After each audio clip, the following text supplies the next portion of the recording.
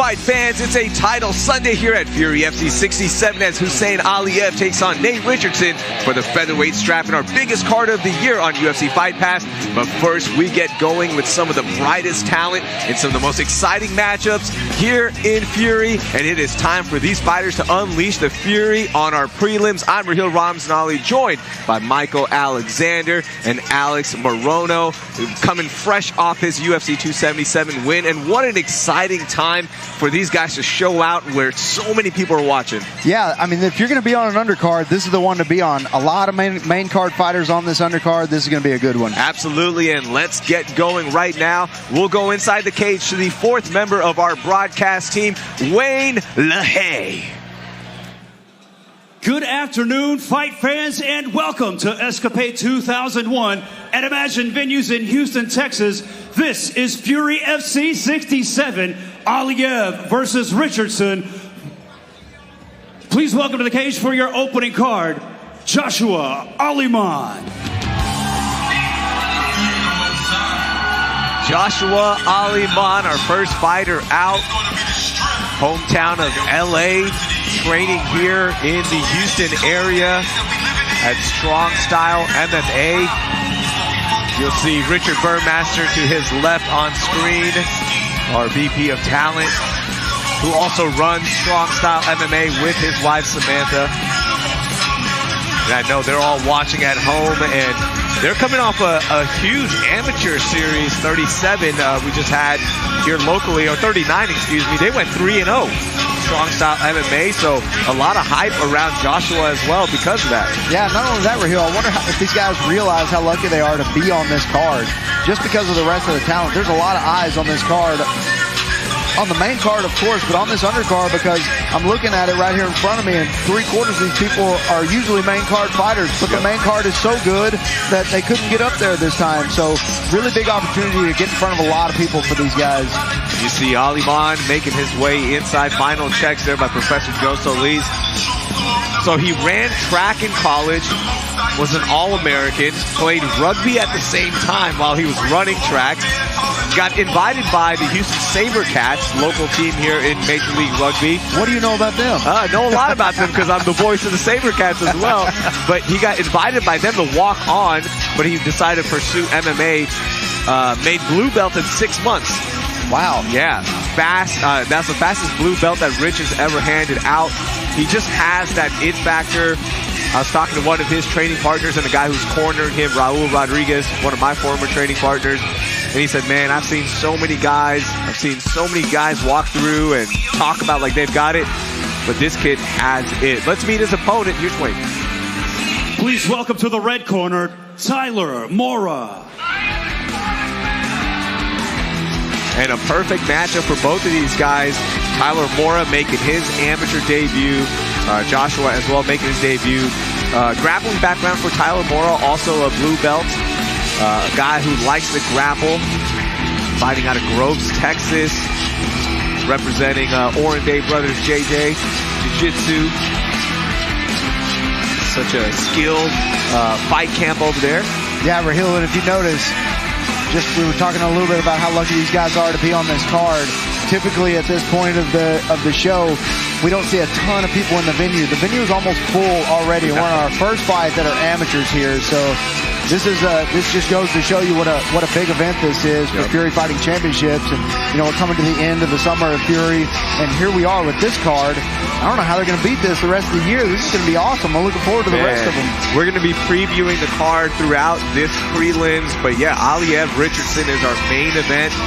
Everyone knows about that. Richardson defending that featherweight strap against Aliyev, who won his fight to fill the vacant belt, but because he missed weight, was not crowned champion. So he has championship pedigree. He won that fight, but we'll talk a little bit more about that. We got Maris Moran taking on Joshua Van. I think both of us are excited for that one. We love both of those guys. Yep. But let's get this first fight going. Let's go inside for our official introductions. Here is Wayne. Ladies and gentlemen, your opening undercard contest, brought to you by Space City Collective, is scheduled for 3 rounds in the Fury Amateur Series lightweight division. Introducing to you first, fighting out of the blue corner. Standing 5 feet 9 inches tall, he weighed in at 154 pounds.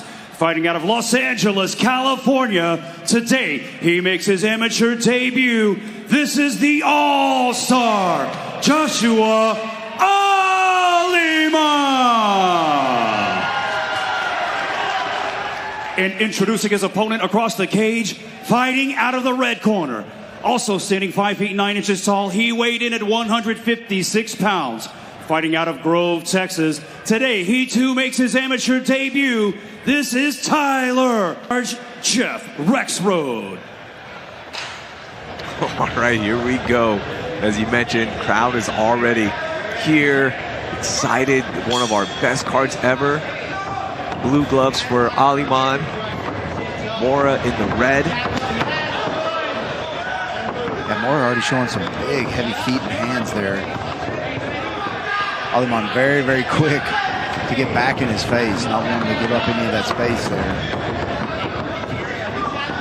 Love seeing that transition from all sorts of sports, right? Track, rugby for Alimond, transitioning over to MMA. Yeah, seeing how that transitions in. We've talked about this so much, right? We've seen NFL guys transition over. It's just that work ethic, that they know what it takes to be the best in one sport. Yeah, this athletic prowess and, you know, instincts, intuition, all those things are not something you can teach. It comes with experience at high-level competition. Punches. Yeah, Alimond kind of passing out here. Mora's got to do something. Remember, on these amateur cards, on these amateur fights, these referees will stop it. They will not let them get it, you know, take as much punishment as the pros do. So Mora can't just sit there with his arms up around his. He's got to move. He's got to try to improve his position. See that explosive athleticism. Those punches are coming with some power. And he's doing something very smart. He's not staying square to him, so he can't take any punishment himself. He's not directly in front of him. He's staying at an angle, staying at a good angle, making sure he's able to keep his leverage that he has.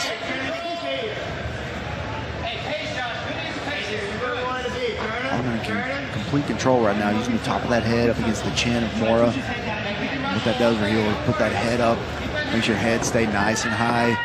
So it's really difficult to gain any strength in your upper body whenever your head is backwards or being pushed back, or your chin is being pushed up. Ooh, nice trip. Saw that opening, takes it. All over Mora. He's landing some big shots there. Yeah, man, from the top, Alimond is really bringing it.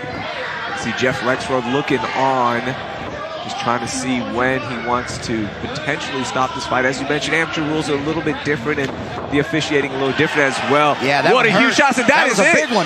That is it.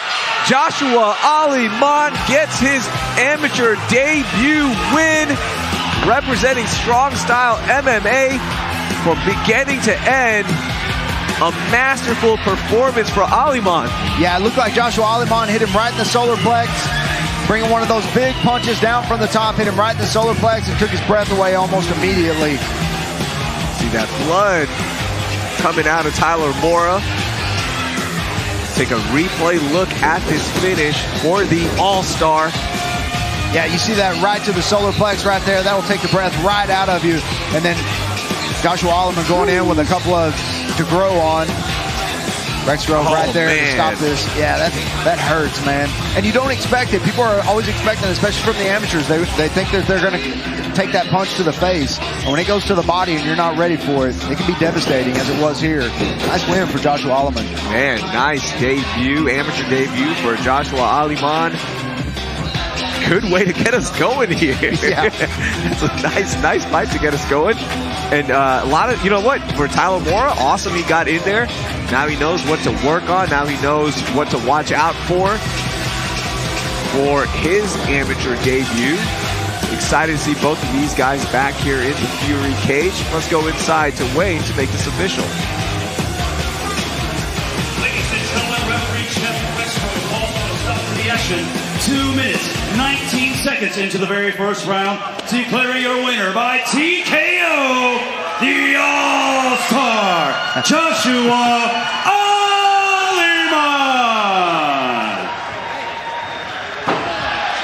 I look forward to seeing him again. Nailed it. See that excitement? That's how excited we are when we're done with the broadcast. Yeah, I may do a backflip as soon as we're finished. Oh, no. I tried doing a backflip off a boat. Yeah? And it was not good. The form was terrible. My daughter was she's a gymnast, and she was like, Dad, you can't be doing this. Let's go inside to Wayne to meet our next fighter. Please welcome to the blue corner for your next fight, Xavier Kai. The Skull Kid Xavier Kai, fighting out of Houston, Texas right here, from representing the Next Level Training Center. 5'11", weighed in at 151 pounds. So totally missed weight for this featherweight fight. Both guys missed weight in this amateur fight. We're going to talk about his opponent, Jason George, in a second, but he weighed in at 148. But the 22-year-old, his third amateur fight. Yeah, and that's part of the process whenever, for these amateurs is learning how to cut weight, learning, when to start cutting weight, kind of different methods that kind of work for your body. And so you do get that a lot at the amateur level. You guys missing weight. It's really nice to see whenever they're early in their amateur career that maybe if they miss weight, that they start making weight, they start to figure it out. Because that's a big part of the process of becoming an MMA fighter.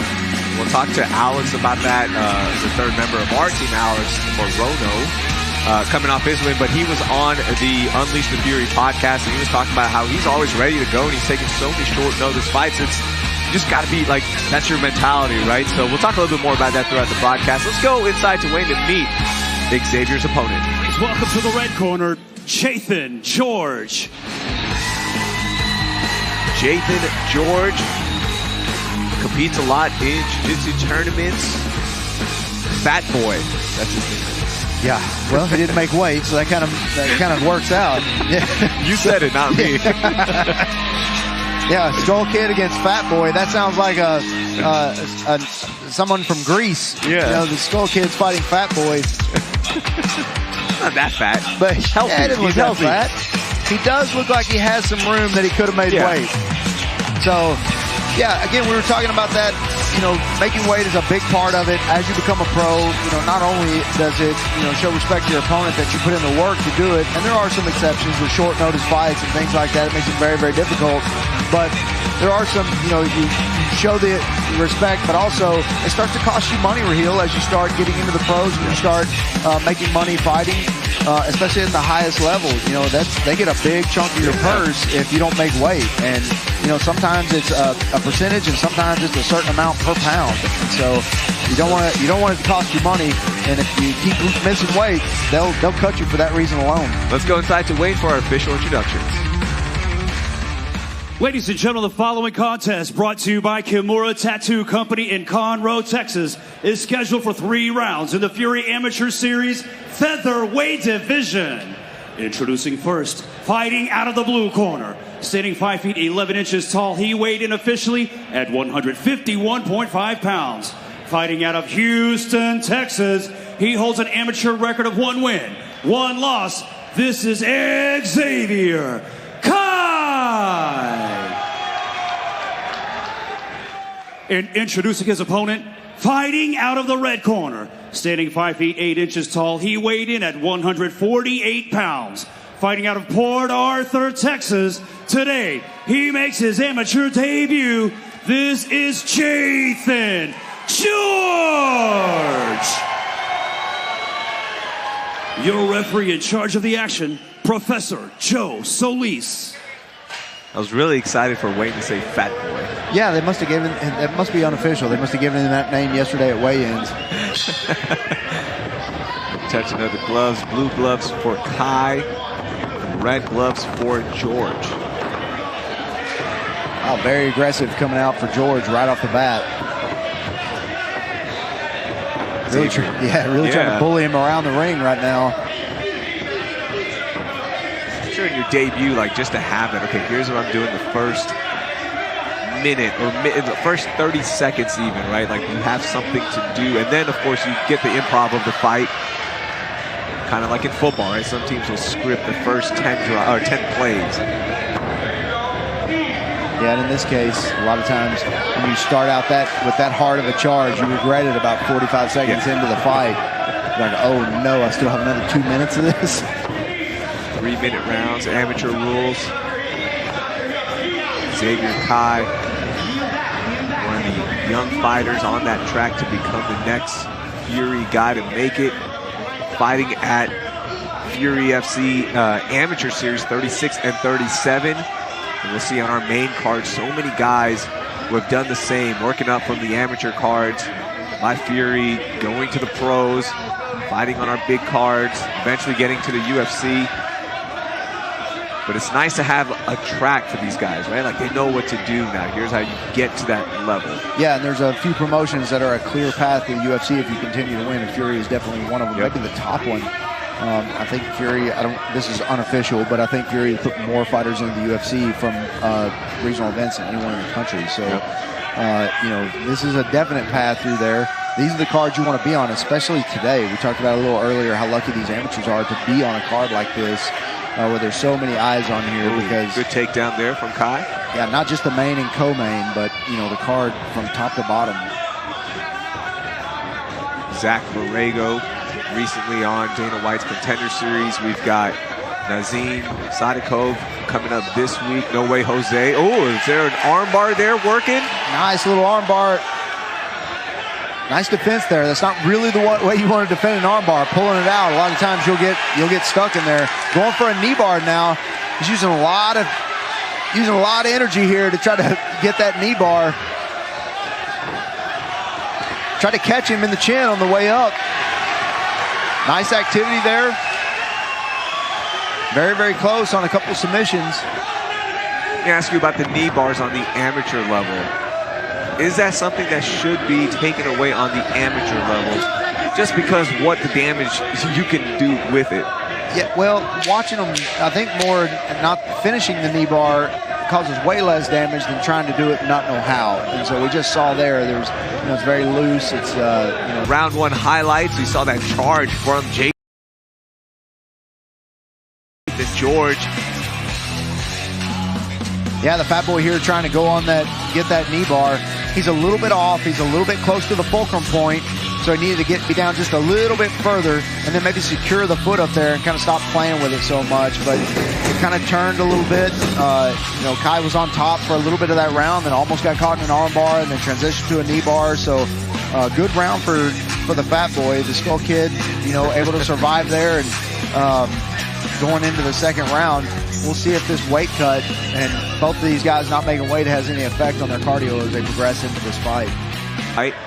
155 for Xavier Kai, 148 for Jacob George.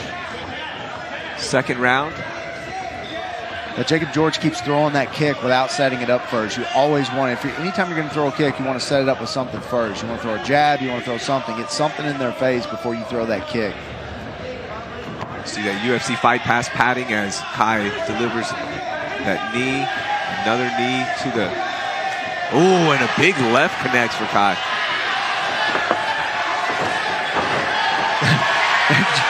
And George just going right after him. He's got a guillotine here. See if he can get this. This dude's pretty entertaining to watch. Playing to the crowd a little bit there. Kind of threw him off the fencing there like he was wrestling, like off the ropes. Yeah, I mean, he's kind of bull rushing him kind of every time there's some distance between them. He's kind of bull rushing him. It's effective so far, and it's very entertaining to watch. It's not doing much damage, but very entertaining to watch so far. Absolutely. This is our final amateur fight on our prelims. We still have 5 fights coming your way on the pro prelims as we get ready for Fury FC 67. Aliyev taking on Richardson for the featherweight strap on UFC Fight Pass. Don't forget to join us on UFC Fight Pass. Get your subscriptions in right now. Thank you everyone watching at home, at your gyms, at your watch parties. We appreciate it. Yeah, I can't wait for you guys to see Hussein Aliyev in the main event. If you've never seen him before, he is a wild man. Yeah. Just constant forward pressure. Yeah, fan base is extremely crazy here. You'll see some of those flags. Yeah, big knees there from Kai. And now it's just an unloading affair. Xavier Kai. Man, Raheel, I think Kai's showing some of his experience here. You know, having 2 fights under your belt doesn't sound like a lot of experience, but I think he's showing it here. He's maintaining his cardio a little better. He's not blowing himself out. He's kind of taking his time. He's landing a little bit better shots. As you can see right here, kind of going for that choke from the side right there. It's not really effective. All it's doing is just wearing you out. So some of those things that, of course, George will get better at. He's got a good base to work with here. He's got a good understanding. It looks like he's a submission guy. So let's see if we can get that heel hook. He's going for a straight ankle lock right here. He's a little bit low on that ankle and needs to move those wrists up toward that Achilles heel just a little bit and improve his foot position. Back to his feet now. 10 seconds left, round 2.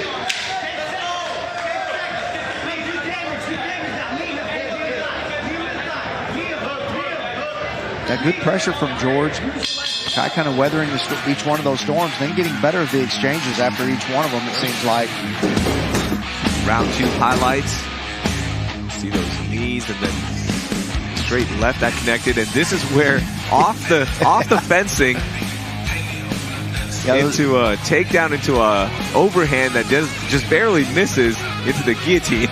We know that fired Wayne Leggett up. He's a professional wrestling fan to the highest order, and so yeah, you see Kai here landing a few punches, just barely missing on a couple of them that could have been devastating if he'd have landed those. But again, George kind of staying active in there. These guys, both of these guys, even though they miss weight, their cardio seems to be holding up.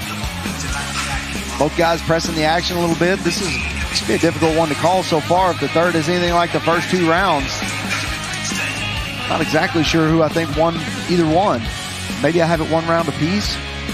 I would say, for me, unofficially, I got Xavier winning round 2, Jathan winning round 1.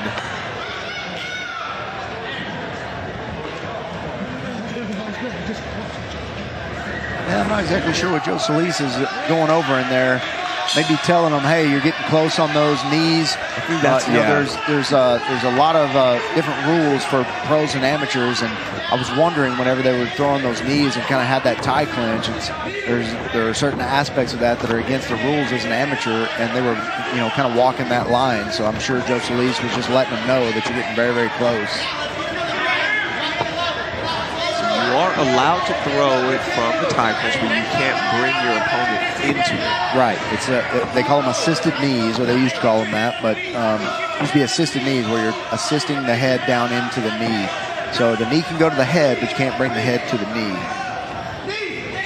If I understand the rule correctly, and that's probably what they were saying, because they were doing, both guys doing some knee exchanges there that were very, very close.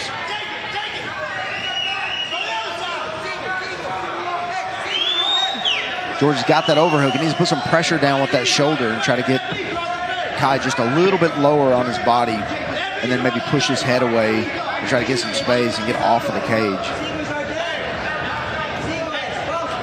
Both these guys have great camps. Both these guys have great coaches, so they know that. But there's a lot of things in there. They've been taught that. I won't say they know that. I'm saying they've been taught that. But man, it's hard to retain information whenever you're in there getting punched and trying to survive in there. It really does feel like you're in the fight of your life in there. Even though your life's probably not in danger, it's you can't convince yourself of that. You can't. Your body doesn't know that. Yeah. It's totally different. Yeah, especially as an amateur getting your first, and this is really good for both guys going the distance, especially for a debut. Ooh, that would hurt him. George wincing just a little bit there. Kai doesn't see that it hurt him. If he were to unload right now, I feel like he would finish this fight. 1 minute left in round 3, our final round for our second amateur fight of the night, and our final amateur fight of the night. Oh man, that knee was hard. Man, it looked like he needed him to the thigh or around the hip area. It seemed like it would hurt. I'll take this kind of knee rule that's kind of in the gray zone sometimes. Yeah. Versus what we saw in California with all their rules. Yeah. I'll take this any day. No offense, California. We love you. But yeah, thanks for having us. Got to clean some of your rules up today. Yeah, I think they need to dirty up some of their rules a little bit. Yeah. Dirty it up. Yeah, that's better. See, 15 seconds left here.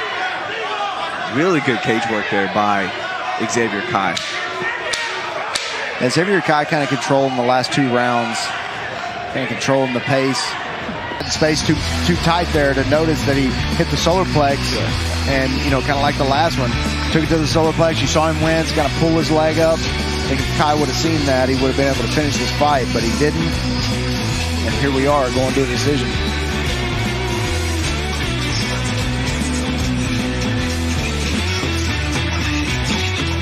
Nice debut for Jathan George, just to get in there, kind of get that speed, get that action in there, hearing his coach's work as well. And for Xavier Kai, wraps up his 3rd fight. Yeah, no, it looks like this is probably going to be a win for him. Yeah. This is a good test for him. Went the distance. George is very tough kids. Both guys young, so got a lot of time ahead of them. Got plenty of time to improve, but to get that first one under your belt, it always helps, and you learn a ton in your first fight, especially about kind of your body's capabilities and what it's actually like, because it's just not something you can replicate in training. Yeah, it's pretty cool. And you got to make your debut in front of this crowd. Yeah. And for Xavier to fight all of his 3 amateur fights, not only here, but with the amateur series. You can't beat that experience. Let's go inside to Wayne for our official decision. Ladies and gentlemen, after 3 rounds of combat, we go to the judges' scorecards for a decision brought to you by Mora Tattoo Company. With scores of 30-27, 29-28, and 30-27, your winner by unanimous decision, Xavier Kai.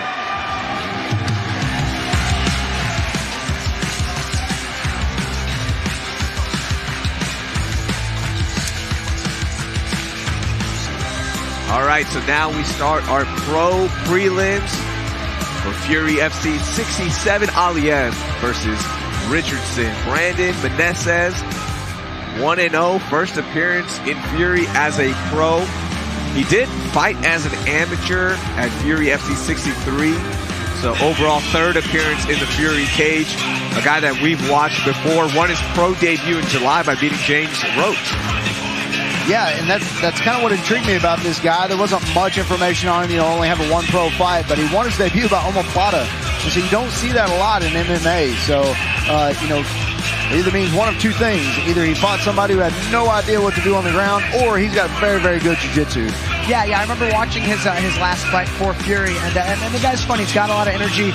And I'll tell you one thing about his opponent, Jordan Pluton. He's a big featherweight. So we'll see if his technical prowess can, compensate for the size difference, because Meneses he's no slouch in the size department, but his opponent is big.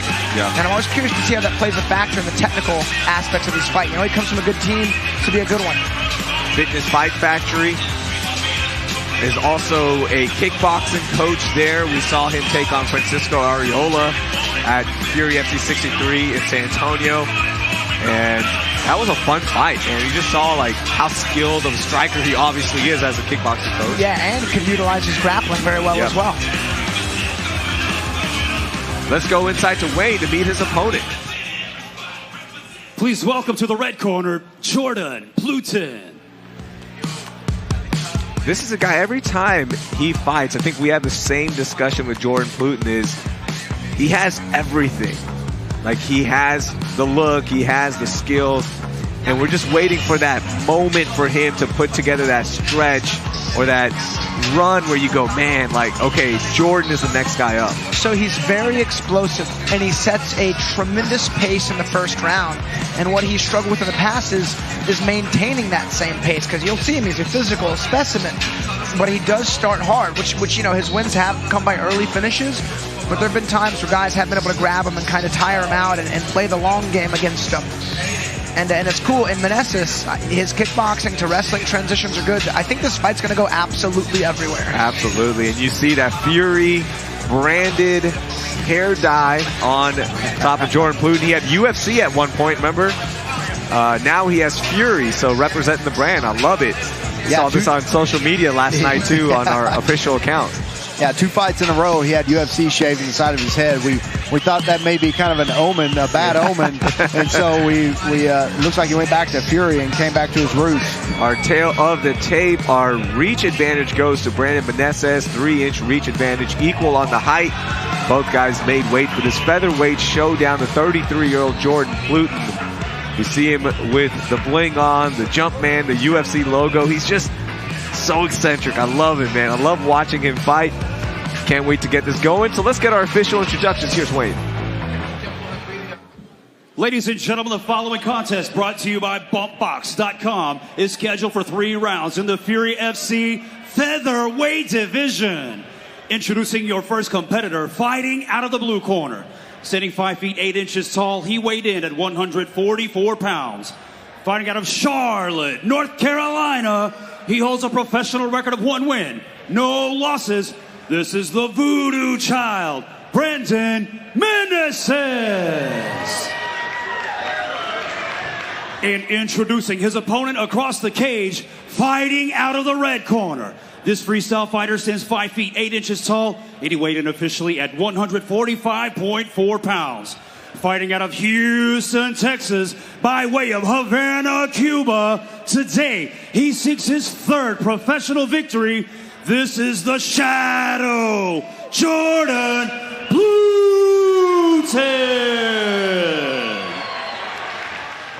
Your referee in charge of the action, Jeff Rexroad. All right, blue gloves for Meneses, red gloves for Pluton. Yeah, I remember Meneses now. I remember he's a good switch stance fighter. He'll fight well from both stances. And again, he relies on his kickboxing, but he will wrestle very well, too. He's a very well-rounded fighter. Jordan Pluton started his career 0-3, went on that 2-fight win streak before losing to Jose Cabral at Fury FC 63 in May. Pluton's got his arm in a really good spot. It is wedged under the chin of Meneses. He's not really committing to a guillotine, kind of used it for top position, and now he's on the back. I mean, he couldn't ask for a better start in this fight. Yeah, this is something Meneses needs to just weather this storm. If he gets out of this... Meneses has a big cut on his eye. Yeah, I was going to say, already. Right on his right eye. Yeah, this is already bad news for Meneses. I think it was a small little punch that he kind of collided with, so, you know, because they shot pretty frantically. That's because Pluton, I think, clipped him. Is that it deep enough, guys? So I remember Meneses, he will gut submissions out, too. This guy's tough, and he's technical. But he's finding himself in a very challenging predicament here early in this fight. Yeah, Jordan Pluton with that body lock makes it extremely difficult, especially at this stage of the fight, Alex, where they're still dry, they're not sweating. Makes it extremely difficult to get out of here. And Jordan Pluton with those big shots as well to the solar plexus, now to the head.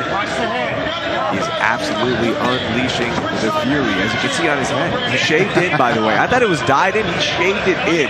That's commitment. Really committed to the bit. I like it. And that body triangle's not going anywhere. And I know they said they had the same height, but Pluton's just got a big frame on him. Yeah, he's got an arm in That's rear naked it. choke here and able to finish that. That is it. And this is what we talk Jordan about, Alex. Pluton. This is what we talk about with this guy. Holy cow.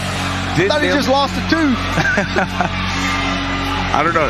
The cams weren't on us, but I was saying, don't do it, don't do it. You don't want to risk an injury. Oh my God! What a commissioner. Yeah, that too. Man, what a performance. Yeah, and that's what we talk about with this guy, Alex. He's either comes out like and just is crazy good and finishes in the first minute or two of the fight, or he starts to wear down. But when this type of fight, this is the type that Jordan Pluton flourishes in. And honestly, he didn't freak out with his pacing. He was really measured and mannered here in this finish. I mean, his shots were deliberate and well placed. The submission again was very thoughtful. He was really thinking about hand placement and technique. This is effectively a head and arm choke from the back. I mean, yeah, that's a tight choke. That's a strong man who's going to squeeze and attack from that position. Yeah, that's a difficult choke to finish for a normal human. But yeah, Jordan Pluton, very strong, maybe one of the best pure athletes on the roster. But just sometimes he looks unbeatable, and then sometimes he comes in here and looks like kind of mediocre. But this one was definitely not one of those times. You look great today. Big win for him. That's a huge featherweight, man. That is, what a win. Let's make this official. Here's Wade. Ladies and gentlemen, and comes 1 minute, 36 seconds into the very first round, declaring your winner by tap out due to a rear naked choke, the Shadow, Jordan Pluton. Man, Jordan loves his backflip package. Hey, man, good for him. Again, he was measured, he was technical, and he was paced. You know, now he's starting to even his record out. Good for him. Congratulations, Jordan the Shadow Pluton. That was a masterful performance. Has won 3 out of his last 4 fights after starting 0-3. Keep an eye on Jordan's storyline. But let's get our next fight underway. Let's meet our next fighter. Here's Wade. Please welcome to the blue corner for your next fight, Jose Limas. Jose Limas making his way out. Went 1-6 as an amateur, making his Fury FC debut as a pro. He has a tough challenge ahead of him, taking on Oliver Jimenez. But let's talk about Jose real quickly. Yeah, Jose Limas, you know, the interesting thing about his one win as an amateur is it was by leg lock. And so, you know, he's got some interesting things. If he's a guy that goes for leg locks, we see how that can fail sometimes whenever you go for it in an MMA fight. You know, sometimes unless you just have it and you get it, you know, you take a lot of punishment down there on the bottom. But having a win by leg lock against somebody like Oliver Jimenez, who's a known striker, you know, this is something that, you know, we may see again from him. And it's something that we know is in his arsenal now, so it's something to watch for sure. Yeah, I would imagine you'd see a grappling game plan. I'm really curious how much studying the Limas team did on their opponent in Jimenez. You know, they're not from Houston. They only see that 0-1, you know, record as a pro. And if they didn't do their research, they may have their hands full because his opponent, Oliver, is a very decorated kickboxer. You know, got beat with one of the biggest upsets I've ever seen live. You know, Limas does have his hands full. Maybe not knowing is better. Yeah, absolutely. Limas fighting out of Chicago Muay Thai. Balco BJJ representing them. Let's go inside to meet his opponent, Oliver Jimenez. Please welcome to the red corner, Oliver Jimenez. So Oliver Jimenez, right here in this cage, in this venue, when he made his debut, the excitement around it, we were all talking about it. I mean, decorated kickboxer, decorated Fury FC amateur champion, and they got caught with, as you mentioned, Alex, one of the biggest upsets that we've seen. And what's so crazy about that fight is he really didn't make a mistake. He actually offensively caught a kick and was firing off the right hand, but his opponent just also fired off a faster right hand. It's hard to critique that loss because I'm telling you, technically, he didn't really make a mistake. That was such a crazy upset. They actually have a camera on us because of our reaction last time. Yeah. And props to Ollie for not skipping a beat. He knows the fight game well. He's right back in here just months later. And again, he's a pro. He's fighting a pro with some experience as an amateur. He's got another tough fight ahead of him. Absolutely, and I'm excited to see how he's going to respond, right? He's been very positive on social media. Some people might like shy away from posting and not, you know, like being about it. But he gets it. As you mentioned, he's been in this fight game for so long. You see our tail of the tape for this bantamweight division showdown. The height advantage goes to Oliver Jimenez, and of course the reach as well. 5-inch reach advantage. Both guys did make weight for this showdown. And our tail of the tape brought to you by Bumpbox, bumpbox.com. Yeah, in that fight, in his last fight, he came out kind of flat. He was kind of sitting up against the cage. He had his hands behind his back. I like to see him moving around a little bit more in this fight. I really think he's going to come back hard in this fight. All right, let's get our official introductions. Here's Wade. Ladies and gentlemen, the following contest, brought to you by Aces Performance Exhaust, is scheduled for 3 rounds in the Houston, Texas. Today, he seeks his first professional victory. This is Oliver Jimenez. Your referee in charge of the action, Professor Joe Solis. Blue gloves for Limas, red gloves for Jimenez. Going back and watching that fight against Christian Lopez where he was caught with that upset loss. he came out throwing some really good kicks, did Oliver. Yeah, he's always used his kicks well. He doesn't load up on them at all. He uses them for range and activity. And I'll tell you, he's got quick hands, too. Yeah, very quick hands, very relaxed posture. Just one of those guys that makes punching and kicking look effortless. Yeah. I like that it's turning into a kickboxing fight here. Chicago Muay Thai. Yeah, profit for Limas. Yeah, Limas fight, representing them. Doing a good job keeping a tight guard, not overbiting on any of the shots. Actually doing a good job exchanging some kicks. What are the chances one of them goes for a takedown? Oh, zero. Zero? Yeah, hey, I man. hope zero. I love this. Oh, nice right there from Jose Limas. One thing, especially with Limas, coming out of a Thai gym and Ollie, having his Thai background, I'd like to see these guys clinch up a little bit, maybe see some elbows.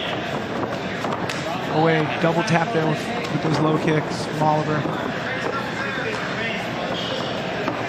Yeah, both guys with a very similar style. Both guys, I mean, they have their different bodies, but both guys look, very similar in their striking technique. Here's our answer sorry, Alex, about if this fight's going to go to the ground. Saw that Oliver had a chance with that trip, and it's like, nah, you stand up. Good here. Ooh, nice inside kick there. Now every time Ollie lifts the knee, Limas is going to bite on some of those kicks. Yeah, I'm kind of holding my breath here. We're not saying a lot here because this could end in a heartbeat for either guy. We've seen it happen with Oliver Jimenez, and gets taken down right now. Nice takedown there. Man, Limas' elbows stayed really tight on the shot and the body lock, and you can see him now. Those elbows are glued in on Ollie's hips. It just makes it really hard to create some space and even angle off to your side to try to get the legs back in the fight. Yeah, Oliver, a world-class striker. Let's see we haven't really seen what his ground game looks like. I don't know how much ground he trains, but. Well, he trains with the Metro guys, and they have a few in the UFC. Steve Edwards in his corner, who is a masterful grappler for MMA. His wrestling in particular is really good. And Ollie's a martial artist and a student of the game. He's getting his reps in. Sure. Falco BJJ for Jose Limas. And that is tight side control. Yeah, Limas did well on the takedown. He's staying a little bit tight here, which you got to loosen up a little bit if you want to throw those punches. So you got to get in a good position where you feel comfortable doing it. Looks like he doesn't feel comfortable giving Jimenez any space right now, Alex. No. So one thing he's doing well to maintain top control is he's keeping Oliver's hips and shoulders and his back flat on the ground. And when you got to get up, you got to use your frames, which is your forearms and hands and elbows, to create angles so you can start to get your hips out. And Limas is doing a good job not allowing those angles. Yeah, and unfortunately in MMA, when you're escaping from these positions, Alex, you do take a little bit of punishment. There's not really a great way to get out of this position without taking a little bit of punishment. Yeah, and then you can see, Ollie's kind of like clamping onto the arm of Limas. It's because if he lets him go on the get-up, he'll get hit. So that's the biggest difference, in my opinion, from MMA grappling to jiu-jitsu is hand control. Nice little get-up out the outside from Ollie. Gets busy with the left hand. Sorry, right hand. Got to leave us with that success on that takedown. Let's see if he tries to close the distance again and get it back to the ground. Jumping switch knee. He's got him hurt, and he hurts him with that straight right. Big knockout there. And he's out. Oh, my God. Oliver Jimenez, what a knee, what a finish for his first win. Woo! Alex, there's that world-class striking you talked about. Big switch knee, big right hand, and then one to grow on as he finished the fight there. That was like 3 knockouts we got to see. Oh, my. Yeah, and Limas took the first one pretty well. He turned. Once he took that right shot to the chin, he was down on the ground, and that last one put him out. Props to Limas. I believe he was winning that round prior to that jump switch knee, but that's the expectation for Oliver. I mean, that's how good his striking is. That's how good his resume is. Congratulations to Oliver Jimenez getting that knockout victory, that inaugural knockout victory for his professional career. And that's the difference, Alex, between world-class strikers and guys who just know how to strike. He didn't need much distance. He didn't need any wind-up. He came straight from the pocket, straight up to that head. Beautiful knee. Right on the temple. Oh, man, he was out. There's the first, there's the punch that connects and buckles, and then there's a take-home prize. Reminded me of Jose Aldo versus Cub Swanson. Oh, the reaction cam. That's always fun. Congratulations. What a finish. Yeah, beautiful job by Oliver Jimenez. Like I said, Alex, lightning fast, no space needed. That thing came in a blink of an eye. I mean, and this fight was over. He threw the right knee to switch his hips, so the right knee came up just a bit short, and that just chambered that left knee right down the center. Man, and it hit Limas right in the face, right in the nose and mouth. And, you know, it may have rocked him, but I think that one just kind of stung him. And then it was Oliver's short right hand right on the temple that dropped him, and the hammer fist was just the nail in the coffin. And good to see Limas standing up and making his way there to Professor Joe Solis for our official decision. Let's go inside to Wade. Ladies and gentlemen, Professor Joe Solis calls for a stop to the action. 3 minutes, 56 seconds into the very first round, declaring your winner by TKO, Oliver Jimenez. Man, feel good for Oliver to get that first win off his back, especially the way he lost his first fight. He's got to feel good, and kind of just, as you mentioned, like, it just reminds him, like, dude, I'm Oliver Jimenez. Like, I am that guy. That's the work he's put in, and props to Limas. Props to Limas for taking this fight. I mean, he took one of the toughest fights he could take in Houston. There's the reaction cam. I love it. Shout out to our production team, DNA Studios, working in our production cam. This is all about you, Alex, by the way, to say, look, Alex is on, he's the main event on ABC for the prelims. We've got to get some more, production here for Alex. I'm telling you, it's these Fury fights, they keep delivering these insane finishes. It's a missed opportunity to not get. There we are. Hi, Mom. The every man's reaction. Let's go inside to Wayne to meet our next fighter. Please welcome to the blue corner for your next fight, Mario Mora. All right, you ready for some big boys? Woo. Heavyweight time. Mario Mora. Last time we saw him, did lose to Ricardo Evangelista at Fury FC 60. That KO loss. But such a skilled fighter, has good hands, has good all-around game. Didn't get a chance to really showcase that, and hopefully he will against Jake. No, not at all. Yeah, I looked at Mario Mora's amateur record, and he got a couple knockouts. And to debut against a third-degree black belt, giant heavyweight of a man, you know, Houston staple, that's another tough order. You know, I don't blame the guy for dropping that one, but he's got a fun competitive fight here in Jake Williams. Super Mario's making his way to the cage. This will be fun. Yeah, and anytime, Alex, you have heavyweights fighting, there's always that factor that's not there with a lot of the other weight classes. Any one of these guys lands those lunch boxes on the other guy's head, and this could be lights out in 1 second. No matter who's winning the fight or who's losing the fight, at any one, first round, third round, they land one of these big shots, those big heavyweights can put the other one to the ground quick. Yeah, absolutely. Let's go inside the cage to meet Mario's opponent, Jake Williams. Here's Wayne Leggett. Please welcome to the red corner, Jake Williams. Jake Williams, all our local fight fans, I mean, they know so much about Jake. Cop has been such a decorated amateur fighter for Fury as well. A former heavyweight champion. Like, Jake has it all. 0-2 record. Coming off that tough loss to Avery Wilson. Remember him? The spinning back fist. Yeah, the big man who would move like a dancer. Yeah, Avery Wilson. What was his nickname? These hands. These hands. Yeah, these hands. Avery Wilson. So just got caught with one of those punches, right? And now trying to get back on that winning ways is Jake Williams. Yeah, Jake is such a nice, humble guy. You know, I spoke with him after that Avery Wilson fight, and, you know, I was like, hey, man, sorry to see that. You know, and he was like, hey, man, it's just part of the fight game. You know, it happens. You know, we're heavyweights, just like we talked about, Alex. He's like, you know, any one of these guys, if I'd have landed the same punch on him, he would have went down. And so these guys have a good understanding about that, and Jake Williams especially, you know, a very, very nice guy, very humble. Good to see him back in here. Let's go inside the cage to Wayne for our introductions. Ladies and gentlemen, the following contest, brought to you by Space City Collective, is scheduled for 3 rounds in the Fury FC Heavyweight Division. Introducing to you first, fighting out of the blue corner. Standing 6 feet 2 inches tall, he weighed in officially at 263.4 pounds. Fighting out of Maiton, Utah, by way of Albuquerque, New Mexico. Today, he seeks his first victory as a pro. This is Super Mario Moore. And introducing his opponent across the cage, fighting out of the red corner. Standing 6 feet 4 inches tall, he weighed in at 262 pounds. Fighting out of League City, Texas. Tonight, he too seeks his first victory as a pro. This is Hazardous Jake Williams.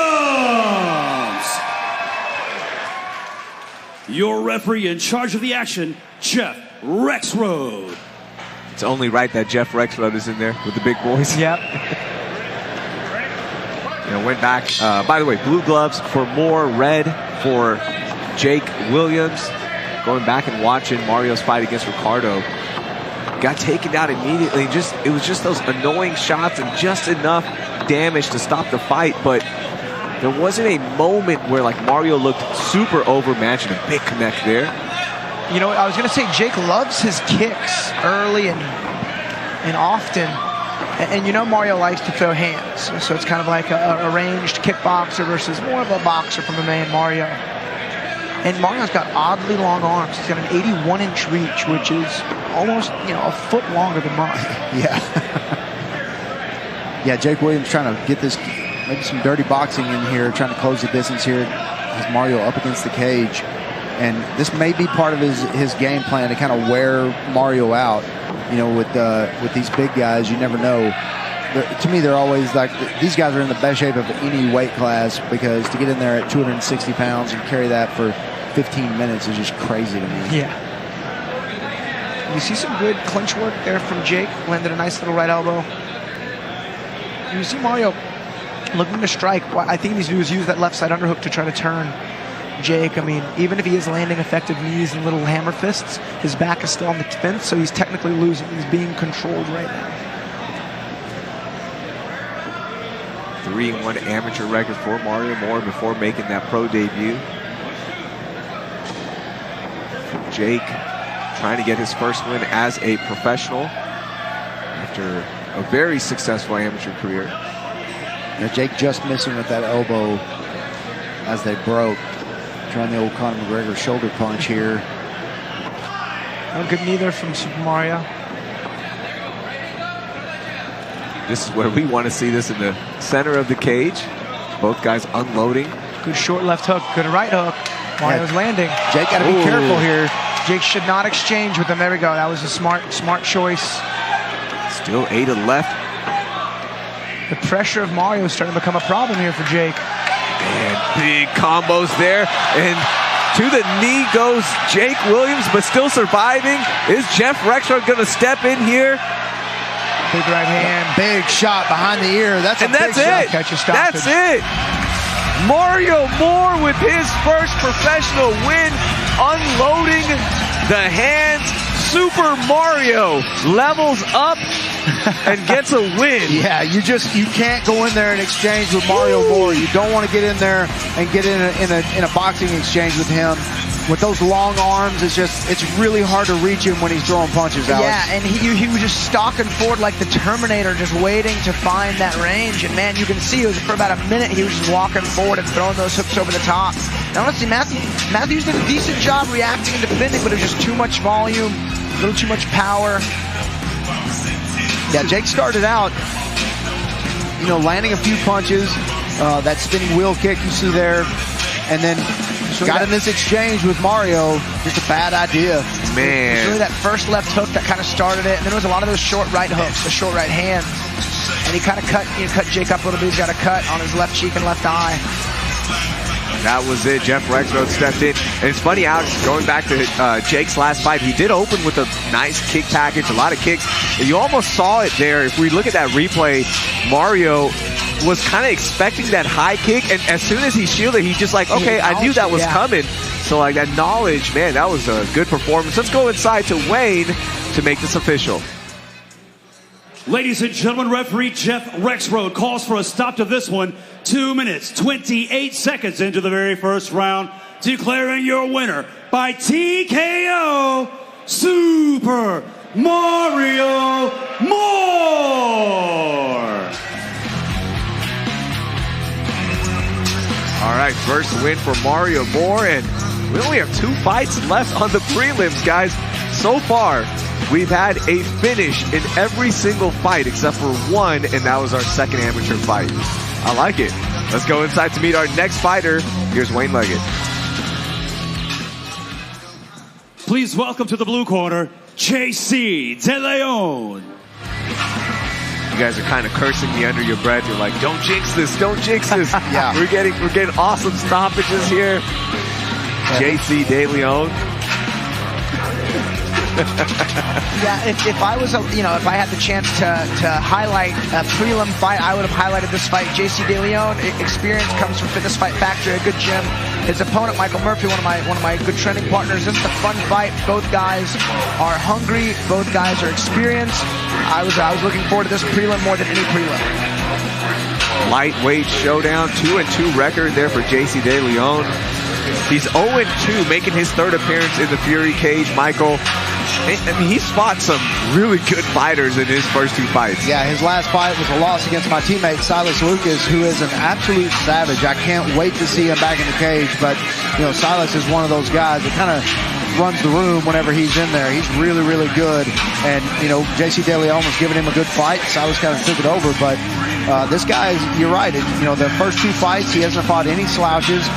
Coming out of Johnny Bedford's camp, these guys, they seem to fight just whoever they put in front of them. They don't pick and choose their fights. It's let's take it, let's do it.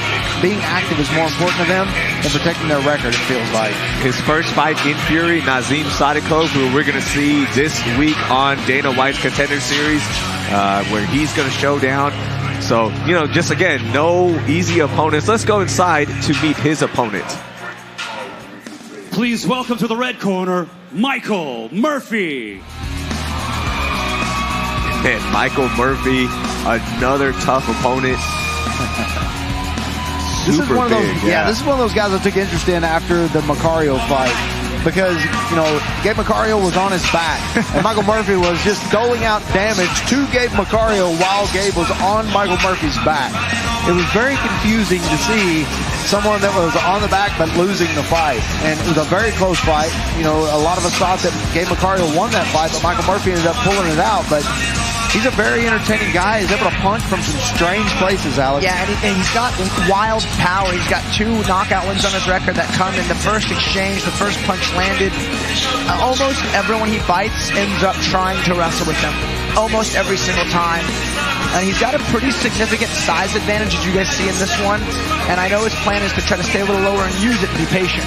Our tail of the tape brought to you by Sheath Underwear for this lightweight division showdown. The 34-year-old Michael Murphy with the height advantage and the reach advantage. Both guys made weight.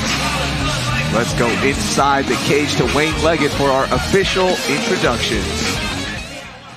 Ladies and gentlemen, the following contest, brought to you by Aces Performance Exhaust, is scheduled for 3 rounds in the Fury FC lightweight division. Introducing first, fighting out of the blue corner. Standing 5 feet 7 inches tall, he weighed in at a perfect 155 pounds. Fighting out of Fort Worth, Texas, he holds a professional record of 2 wins, 2 losses. This is JC Corazon De Leon. And introducing his opponent across the cage, fighting out of the red corner. Standing 6 feet tall, he weighed in at 156 pounds. Fighting out of Houston, Texas, he holds a professional record of 6 wins, 4 losses, 1 draw. This is the hero, Michael Murphy. Your referee in charge of the action, Professor Joe Solis. Man, I don't know if it's because he's standing next to Joe Solis and his opponent, but Murphy looks way taller than 6 foot from down here. Those long arms. Yeah, he's a big dude. Blue gloves for JC De Leon, red gloves for Michael Murphy. I was curious what De Leon's game plan was going to be for this fight.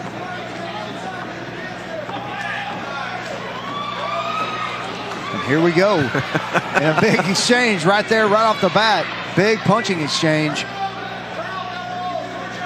Both guys landing there, both guys staying in the pocket. No one retreating on that exchange, Alex.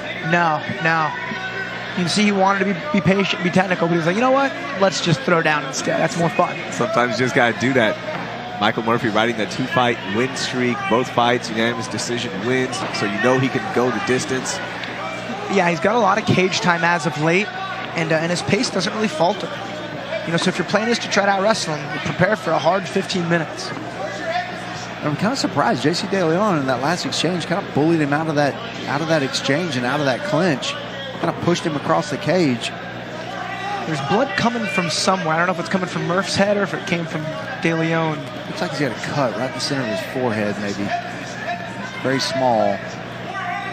But that could be some residual from De Leon also. We can't see his face from where we're sitting right now. These guys did a lot of colliding early on. I think both guys can feel their teeth through the other side of their mouthpiece right now. They just bit down on it and went to town. Ooh, big exit knee. Ooh, big shot there from JC De Leon. He landed a left there. And Murph did a good job tying up. You see JC's trying to break off.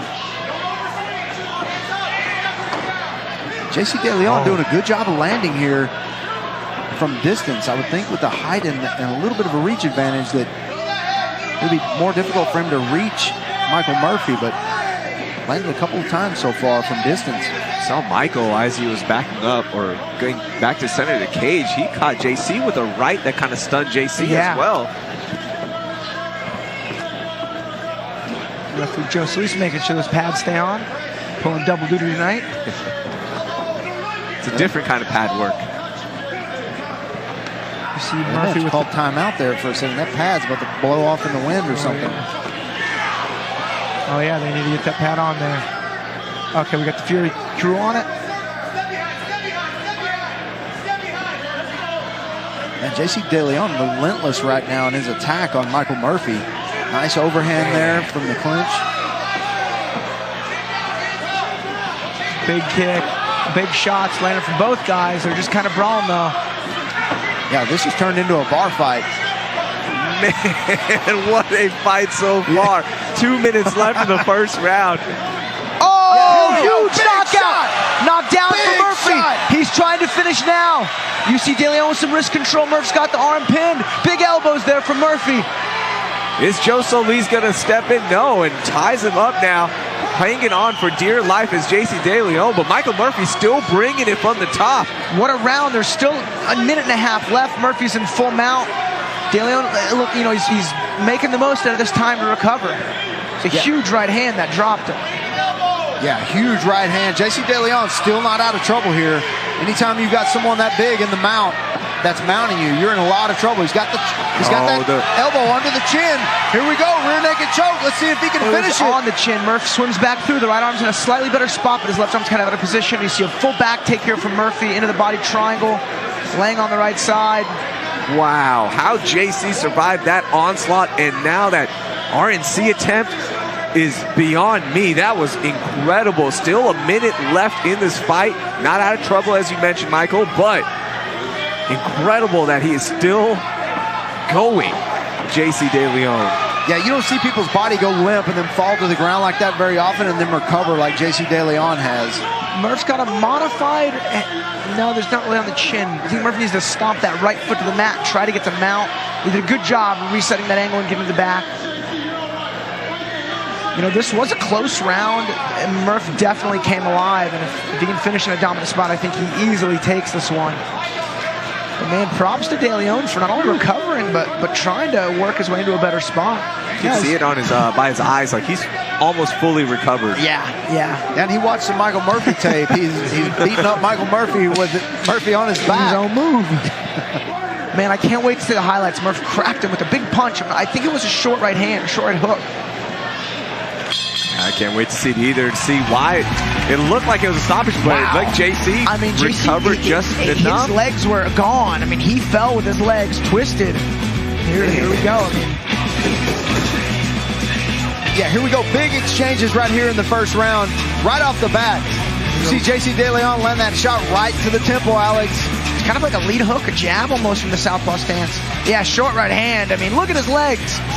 His whole body. I mean, everything went limp. You see his kind of head hit the ground. Rolls over his right ankle. Yeah, this is very difficult to recover from once you're in this position, especially whenever they go straight to the mount and are raining down punches. Good job by JC De Leon, but big round for Michael Murphy.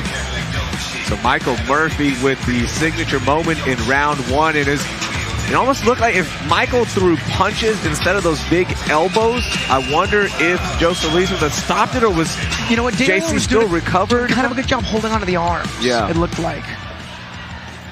Man, live to see another round. What a fun first round this is going to be. An exciting second round. No touching of the gloves, okay. See, you heard Michael Murphy's corner saying, be technical, be technical.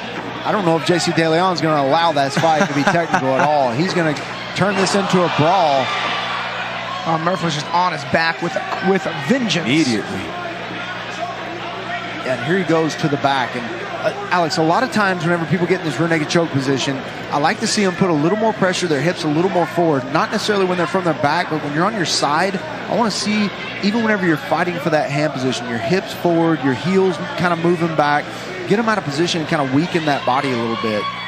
Yeah, I mean, Murph trapped the arm Gordon Ryan style, and now he's landing some free shots. I mean, De Leon needs to get that left arm out of there fast. And he got it out. That was crafty from Murph. And that goes to show Murph was not a grappler before he joined the guys at War. He was a pretty hard-nosed striker. And look at him now, fighting a guy out of a good camp and able to utilize effective positioning in jiu-jitsu. Yeah, those rear naked chokes, especially whenever you're fighting these grips, are very difficult to get whenever you have the gloves on. It's almost a disadvantage to be doing it with those MMA gloves on. You've got a handle right at the top of the wrist. That makes it very difficult to get it out of those grips. Yeah, and grabbing the gloves are only illegal if the ref sees you do it. That's right. I've had guys dig their fingers totally into my cuffs just to, until the ref tells them to let go. Yeah, almost like you're both wearing the same glove. Yeah, some decent hammer fists here from Murph. Yeah, I like the way he's doing. He's got his left arm extended, kind of holding a little bit of distance there with JC De Leon, so he's able to land those punches.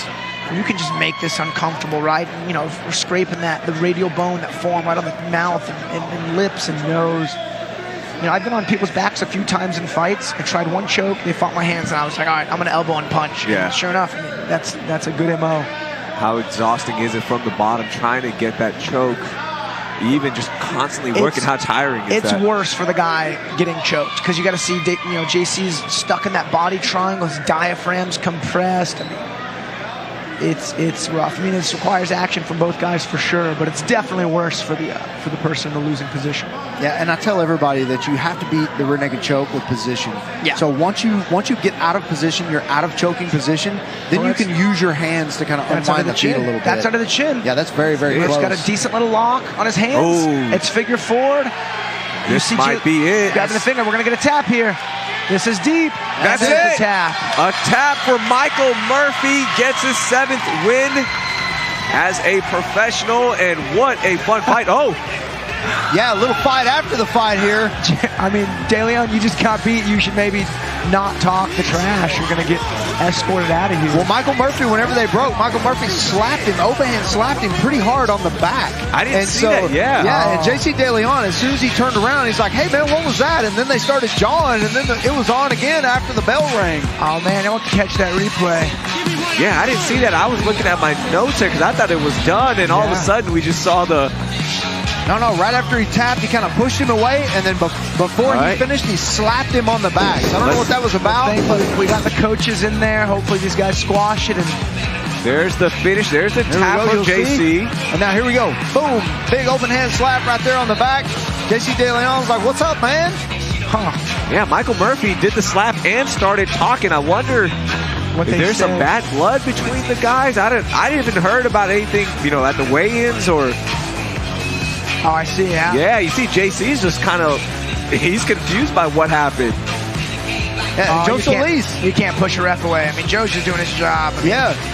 Murph probably shouldn't have smacked him in the back, but JC needs to make sure to take care of these officials. Kind of want you to go in there, Michael, find out what happened. I need the tea here. You know, we got another finish. Congrats to Michael Murphy. That was a fantastic fight. I mean, drama after aside. Hopefully, the guys are being martial artists, shaking hands. That's good to see. That was a good scrap from both those boys. Man, I want to know what was that about. We got one more fight left, by the way. Let's go inside to Wayne to make this official. Ladies and gentlemen, the end comes 2 minutes, 39 seconds into round number 2.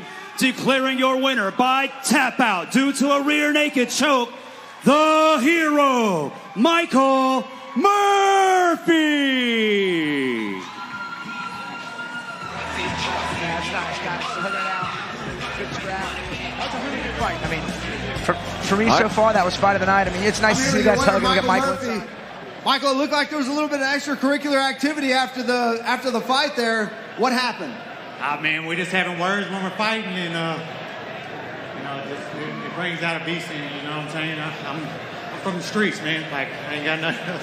I can't say too much. I got you. So it was a good performance, great performance. It looked like you exchanged a little bit. He hurt you a little bit in the first round. You were able to come back and get the back and then get the finish. Is your ground game something you've been really working on? Yeah, like all I do is work jiu-jitsu and wrestling with all my guys. Man, my stand-up's there. I can stand with anybody. Like, I can take a punch and I can give a punch. I just wanted to get where everybody else is at. I want to fight in the UFC or Bellator. I'm going for UFC. And that's all, man. That's all I want. I want to take care of my family doing this. Well, it was an impressive performance, and you're certainly on your way. Congratulations. Your winner, Michael Murphy. All right, a huge win there for Michael Murphy. So just during the fight, there was some trash talk, so that's what it was. There's no bad blood going into it. Let's go inside to Wayne to meet our next fighter. Fury FC would like to wish a happy wedding anniversary to Ronnie and Megan Byerly, our amazing sponsors, with Kimura Tattoo Company out of Conroe, Texas. They're here celebrating the occasion at Fury FC 67. Join us in wishing Ronnie and Megan Byerly a happy wedding anniversary. Please welcome to the blue corner, Solomon Amedeo. Thank you, Michael, for getting the tea. So there was no bad blood between the guys. It was during the fight where the talking started. Nothing leading into the fight. Yeah, it's funny. I didn't see anything. There was there that was fighting, but the fight after the fight was almost as good as the fight. Our production team was like, "What? Why is he?" I was telling Mike, I was like, "I just want to know what happened." Yeah. So I was like, "Go get the." Yeah, and when you said this is the last fight, I guess I didn't realize we were one fight away. All right, we have a little bit of time. We can do this. Yeah, dude, we sure do. Every fight except for one has been a finish. We are making record time here, and that's the kind of energy we need. Kind of the energy we need for Fury FC 67, one of our best cards ever coming up on UFC Fight Pass. Make sure you watch it today, 4:30 p.m. Central Standard Time. We go live. It's going to be Aliev taking on Richardson for the featherweight strap. And you see Solomon Amedeo making his way inside the cage. Third appearance for Fury FC. We meet his opponent now. Here's Wayne Leggett for the introduction. Please welcome to the red corner, Hector Sainz. Hector Sainz. I like Sainz, man. He's the full package. You got a good look about him. He's an athlete. He's really technical. Comes from a good camp at 4 ounce. He's another guy I was looking forward to watching on this prelim undercard. He's such a big lightweight, man. Just totally big for the weight class in terms of just compact size. 2-0. 2-1 as an amateur, now 2-0 as a pro in Fury. Third time in the cage as a professional for Fury FC. Coming off that huge win against Ray Cardenas, remember? It was a cool trying long bar. That was awesome. Yeah, Hector Sainz is, Solomon Amedeo is he's another one of those guys that hasn't taken any easy fights. So this is not a pushover fight. Don't let the record fool you. But if Hector Sainz can go in there and make short work, and Solomon Amedeo is going to put the rest of that class on notice that they've got another contender in here. You heard that pro Houston crowd cheer for Hector. We'll hear it in the official introductions. 4 Ounce Fight Club. You know, it's been the Summer of Fury, all of our events. It's also been the Summer of Solomon Amedeo. Third time we've seen him in the last 2.5 months. He lost to Tedrick Macklin in Edinburgh, then lost to Sam Kilmer here in FC 64. Yeah.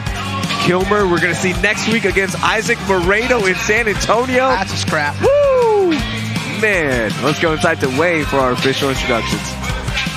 Ladies and gentlemen, the following contest brought to you by Mora Tattoo Company in Conroe, Texas is scheduled for 3 rounds in the Fury FC lightweight division. Introducing to you first, fighting out of the blue corner. Standing 6 feet tall, he weighed in at 156 pounds. Fighting out of Makakilo, Hawaii. Today, he seeks his second victory as a pro. This is Solomon Amedeo. And introducing his opponent across the cage, fighting out of the red corner. Standing 5 feet 8 inches tall, he weighed in officially at 154.4 pounds. Fighting out of Houston, Texas, he holds a perfect professional record of 2 wins, no losses. This is Hector Sainz.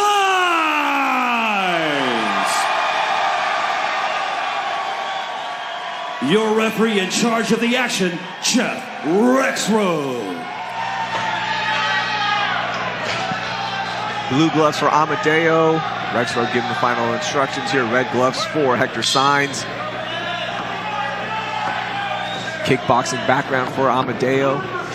Yeah, he looks like a character straight out of Bloodsport. Yeah, both guys have a pretty split. So I was going to say both guys got a pretty heavy kicking game. They both got that switch stance style. Sometimes that leads to kicks that kind of split right down the center. That's exactly what just happened. I was curious to see if Hector was gonna try to wrestle and grapple early in this fight, but he seems like he's happy to kind of find his bounce, find his range of replay here. Just round kick right as a side kick, is you know what I mean? Ooh, flush. It's definitely unintentional. That's one of those fateful low blows. This is why I wear a cup on the broadcast as well. Yeah, you never know. You never know when Alex at this table. You never know when Alex or you, Michael, might unload. I wanted to be prepared for anything. Yeah, if you stand up at this table, you better scoot your chair back first. Although I guess a free vasectomy is not bad, right? All right. All good between the fighters. This is good for Sol Z. Most guys don't allow him to do this style of fight. This guy's usually on his hips pretty quick. Good right-hander from Sol Z. Good right hand over the top there from Hector the Southpaw. Against Tedrick Macklin. Macklin worked that ground game. As I mentioned also with Sam Kilmer. Stood up for a bit and then went to the ground. And this is what we expected from Sainz. So yeah, Hector was in deep on a double. Oh gosh, what a slam there. So just one bit of early body language and technique showing from Sol Z. I mean, he went double overhooks. Unless you sprawl and your hips are down, double overhooks okay temporarily, but I mean, he's got no ability to do anything with this grip. It allows Hector to climb his hips up, allows Hector to sit out, get under his arms. Sol Z needs to let that grip go and look to hit cross faces and chin straps and underhooks. This is a sign of a less familiar grappler. Yeah, and you see Sainz with those legs elevated between his legs, making it very difficult to get onto your feet if you're Amedeo. I mean, this is a really difficult position, and which is why he has that grip, Alex, because he what he's hoping for is the referee will stand him up here. Yeah, I mean, and this early in the fight, that's just not something you want to have to do. There we go. See, there we go. We got a post. He needs to whizzer with that left arm and then pummel. Punch that whizzer. There it is. Now you got to look to pummel right side. Pummel left side. There you go. See, that was a more technical get up. Nice little counter trip there from Hector. Yeah, he's in a little more trouble now. Now no way to really hold the posture down of Hector Sainz. No. Hector Sainz going directly into the mount with that head up against the cage, Alex. You know, breaking that posture just a little bit where you can't. It's really difficult to get on it. Hector's on a tight head and arm choke. I mean, this arm triangle's good. Hector's strong. They're fresh. And he's covering up the mouth and nose with that arm. You see Amedeo trying to clear that space so he can breathe as much as he can. I but think this we're is going to get a tight. tap here. I mean, this is This is bad deep. news. He's getting close to that. that's A tap. He could barely even tap. Hector Sainz with the submission win over Solomon Amedeo. What a performance. And the crowd is going crazy, guys. This is awesome. What a way to end our prelims as we get you ready for Fury FC 67. Aliev taking on Richardson live on UFC Fight Pass at 4:30 p.m. A main event. Our main event prelim win for Hector Sainz. And by the way, we are going to be busy next weekend. Your boys are back in San Antonio for Fury FC 68. Then we head to Dallas, Texas for Fury FC 69, the nicest pay-per-view of the month. Get your tickets at furyfc.tv. Man, I can't wait. Next week is going to be awesome. Yeah, next week, the co-main, Shaquem Richardson's versus Laurent Estevez. That's a scrap. The main event, Ivy versus Bauman. Older brother Ivy, bigger Ivy, 85 Ivy. That's a great fight. And then we were talking about Moreno taking on Kilmer. Yes, what a scrap. That's a match of prospects. Let's go inside to Wayne to make this official.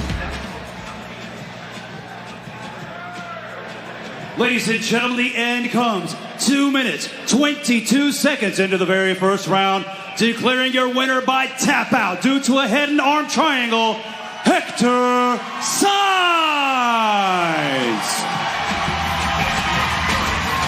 Congratulations to Hector Sainz on his third win. 3-0 record now. Congratulations to all of the fighters on their wins and stepping inside the cage. It was a memory-filled prelim card here for Fury FC 67. We are now heading to UFC Fight Pass for Aliev Richardson, our biggest card of the year. Join us on UFC Fight Pass on behalf of our entire Fury team and our production team. For Michael Alexander and Alex Morono, I'm Rahil Ramzali. We'll see you on UFC Fight Pass.